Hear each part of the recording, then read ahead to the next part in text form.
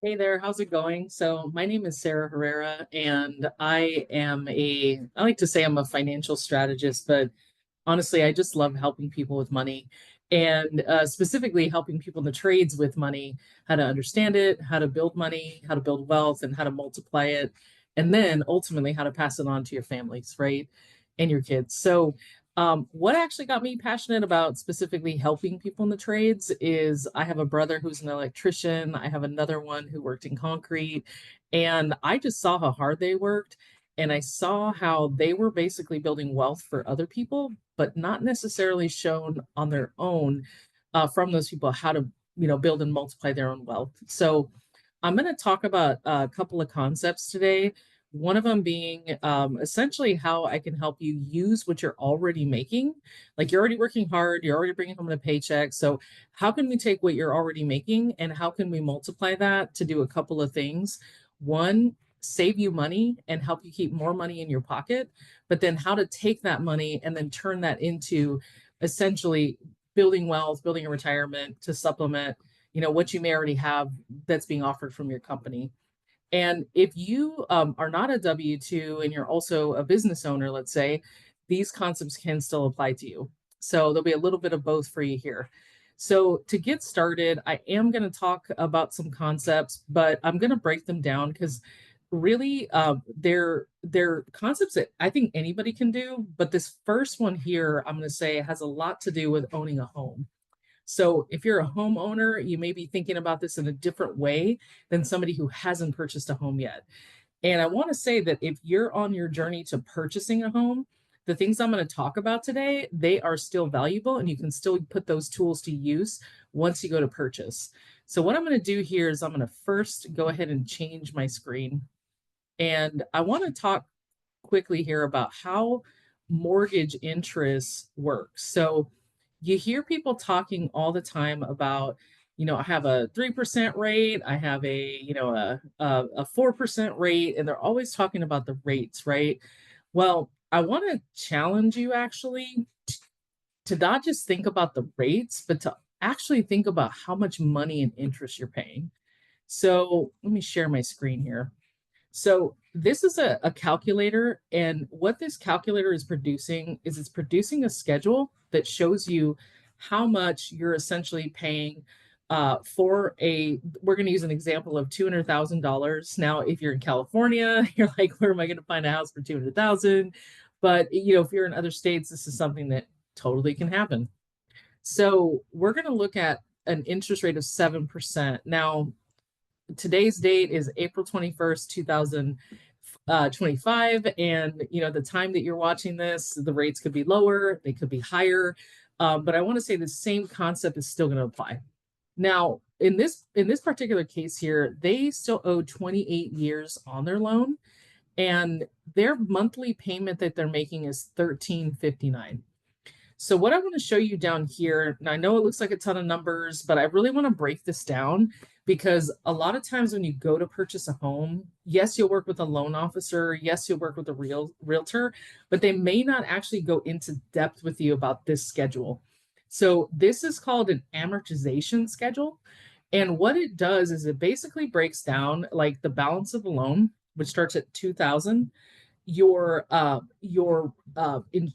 basically your mortgage payment, which here is 1359.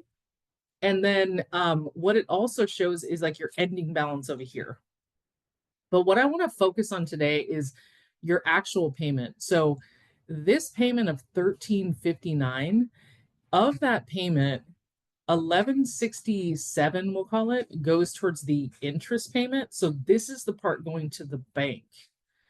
And then $192, that's going to the actual pay down of this 200,000. So that's going towards the actual payment of the loan. So if you look over here, after that mortgage payment of 1359 was made, the loan only went down from 200,000 to 199,807. Now, the reason why this is important is because I want to actually cruise through this and show you a couple milestones. So this shaded here, this is the end of year one. So at the end of year one, what we're saying is we started at $200,000 of a loan balance. We've paid 12 months of payments, and we've only dropped our payments, our balance by 2,386. Yet we've given to the bank 13,924. So let's go to year two. So in year two, we've made 24 payments of 1359 at this point. We've given 27,000 to the bank. We've paid down almost 5,000 on our loan. So after 2 years, our loan has only dropped about 5,000 bucks from the original 200,000. So I think you're getting the picture here. This is called front-loaded interest. This means that the majority of the interest you're paying to this loan is going to be paid within the first like 5 to 15 years. But and here's why this is super important. So I'm actually going to scroll down here. I'm just going to fast forward a few years here, and I'm going to go to 84, month 84. Month 84 is also year 7.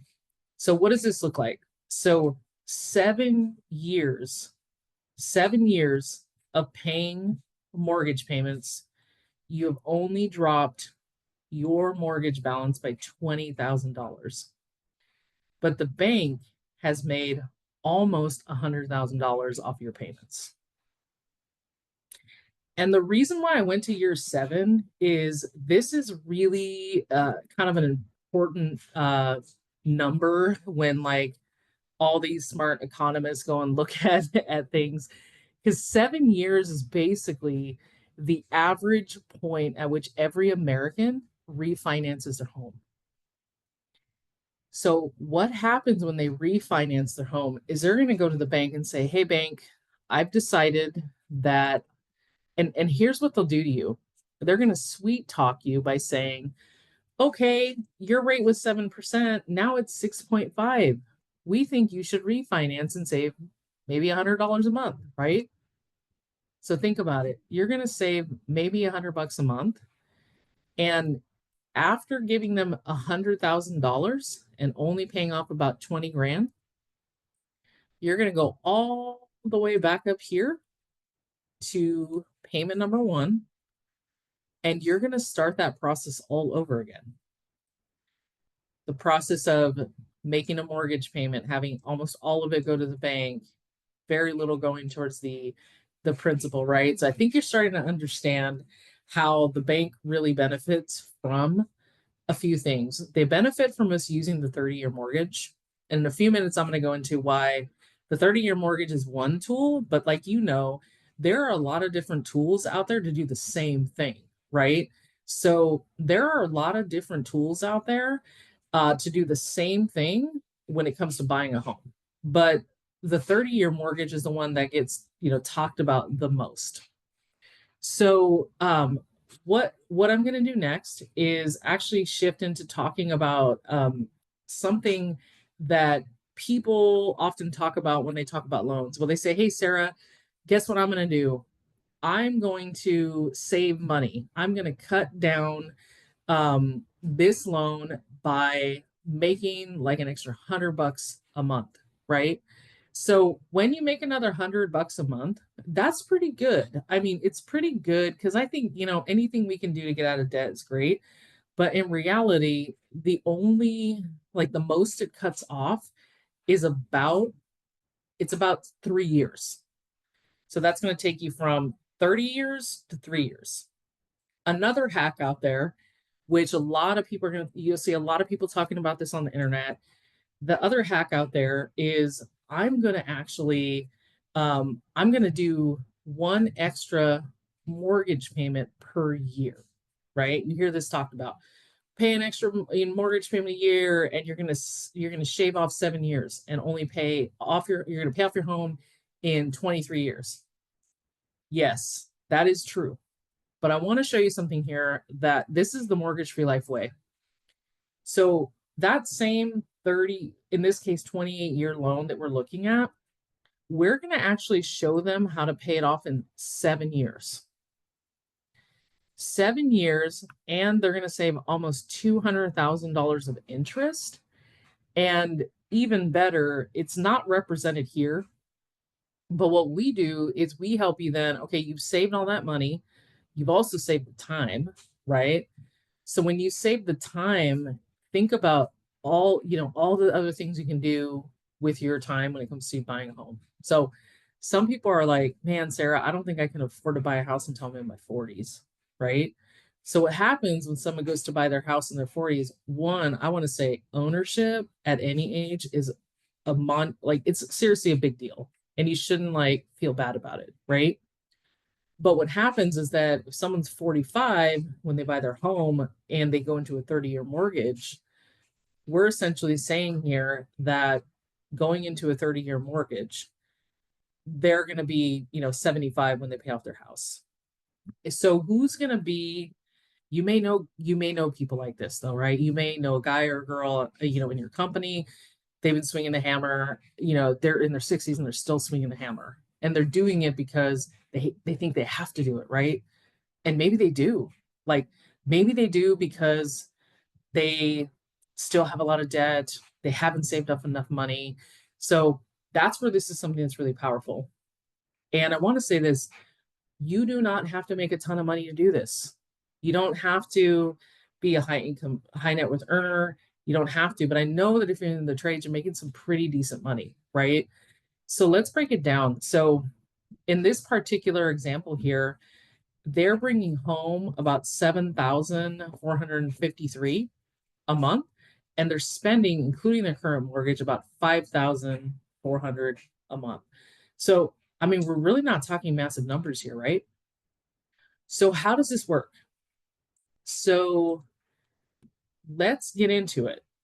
So, let me do a quick share. Well, let me actually blow this up. That's what I mean.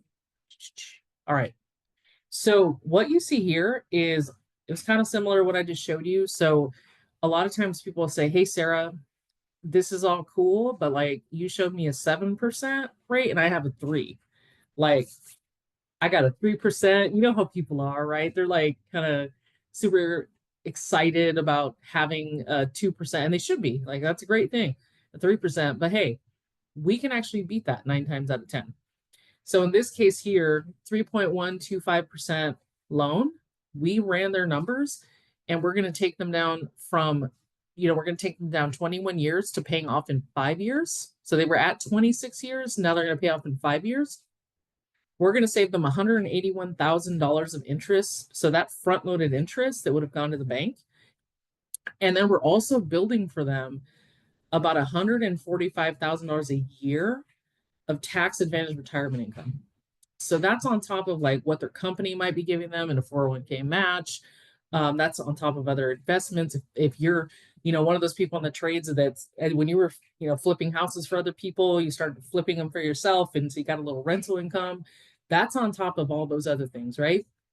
And then we're also showing some additional loan savings in this example because we have the ability to not just show you how to pay off your home faster, but we can show you how to bring in other debt and pay that other debt off faster as well. So, this example is pretty close to what you saw. So in the other one, this is a 6.5%. In this one here, they're going to pay off 18 years faster, save about 420,000. So this is a California person, right? They're going to save almost $500,000 of interest.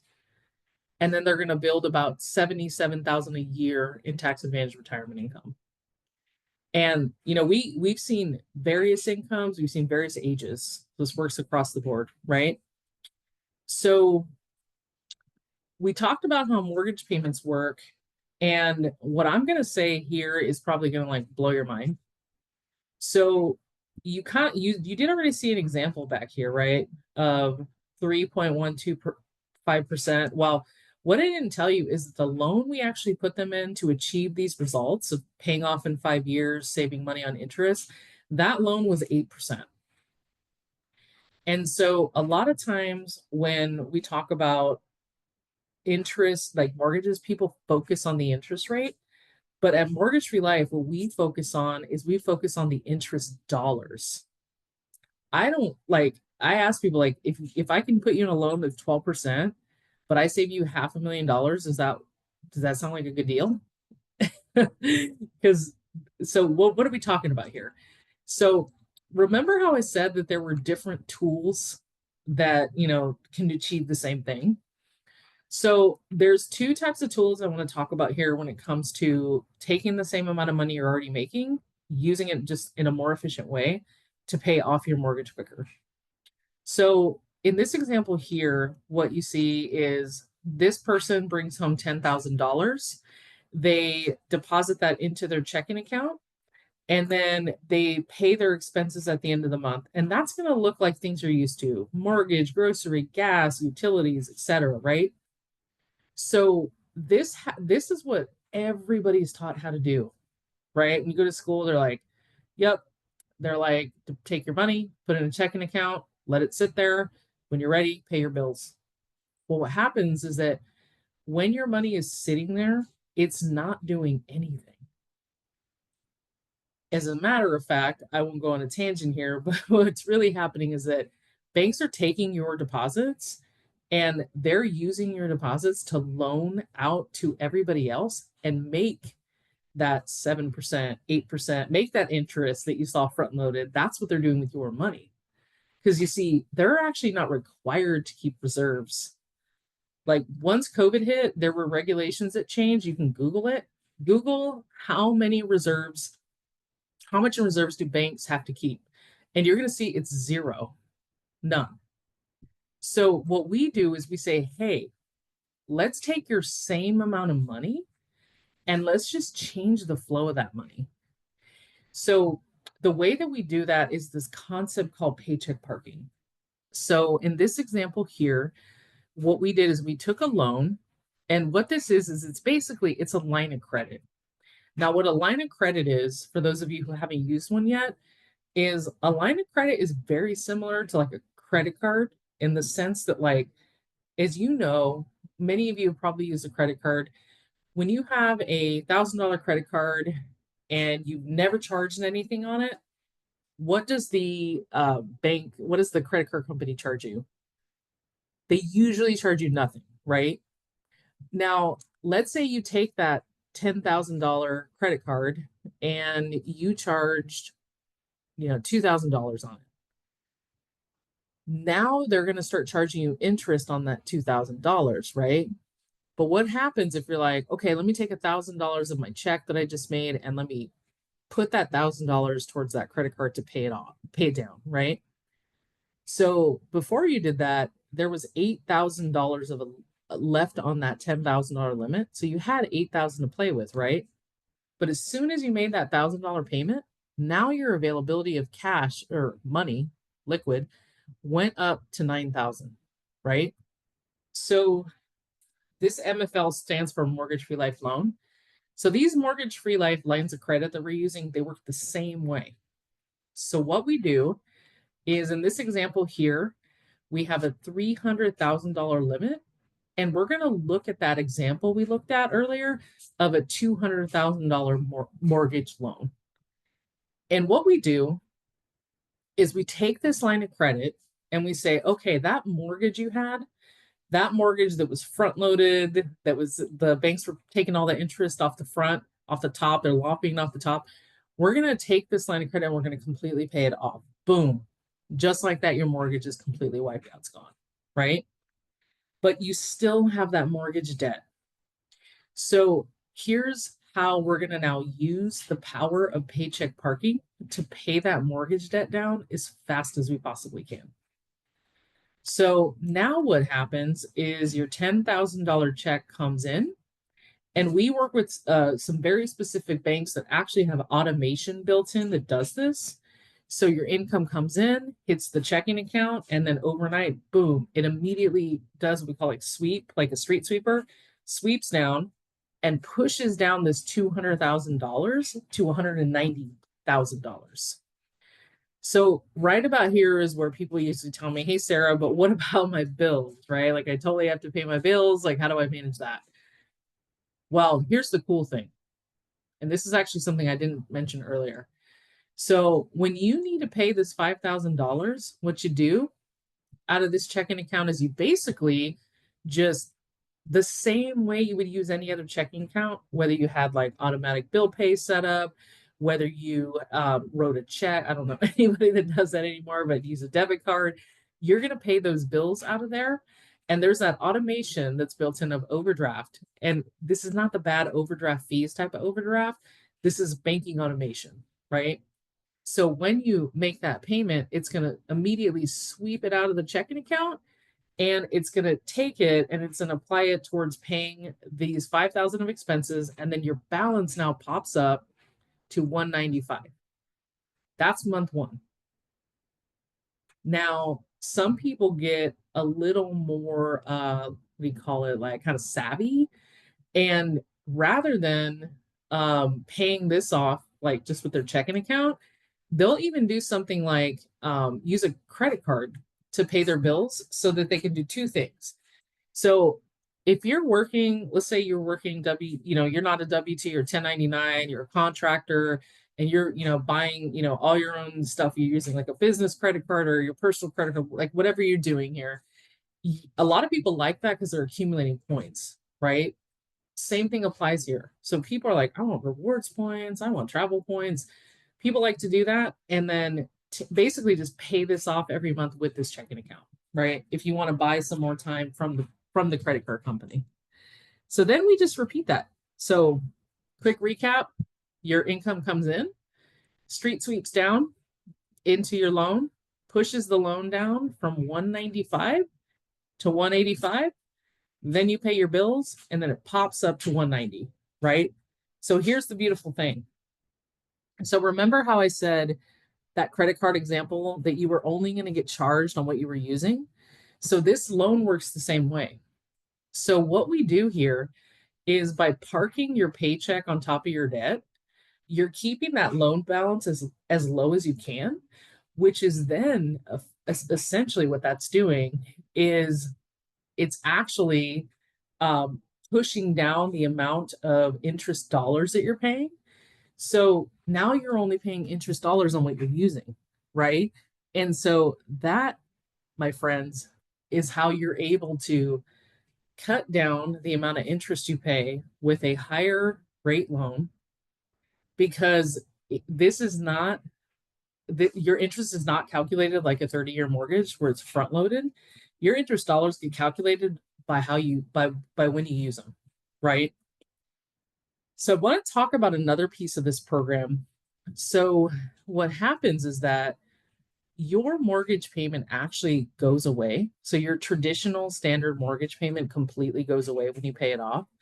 So what we do here is we put a financial vehicle in place in your household so that you can now go ahead and put your money from the account into this financial vehicle that would have been going to your mortgage plus a little bit, plus a little more, just a little more. And that's already worked into the payoff.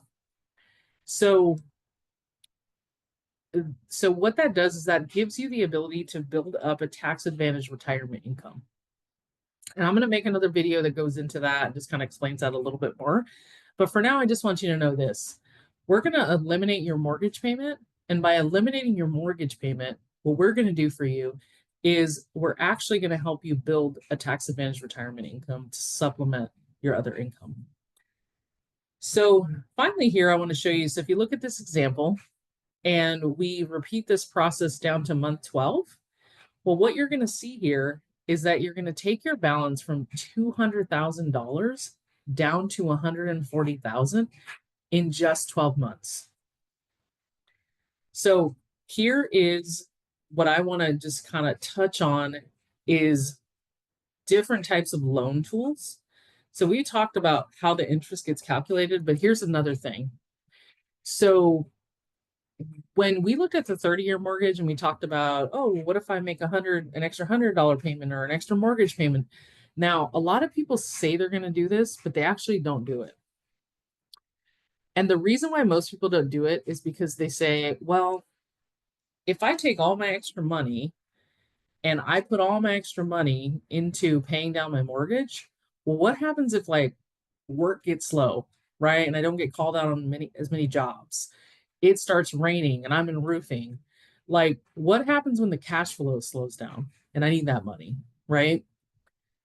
So Here's where this is really cool. This is where we get into the concept of like an open-ended loan tool or lending tool. Now, what you see here is that we have that limit. Think of it again as a credit card limit of $300,000. And now we've paid down to 140. So what we have available to us is the difference of the 300,000 and the 140,000 of home debt. That's a difference of 160,000. So now anytime you need, like, I call this supercharged savings. So whenever you need to maybe, have a little more cash on hand for emergencies, all you have to do is write a check to access that money. And then let me take this even further. As you develop as, your career, you're growing your business, what have you, this can also help fund things that you may need, like a truck, right? So imagine if you had $160,000 that you can just go buy a truck and you could actually pay it cash, pull the debt in here, and rapidly pay it down even faster, right? So looking at those scenarios is something that we offer. So I showed you here this calculator. So one of the big ways to get started with us to start to take what you're already making and use it more efficiently, I call it plugging your financial leaks.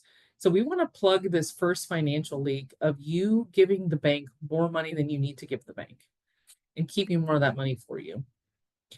And that's done by using a open-ended lending tool or line of credit.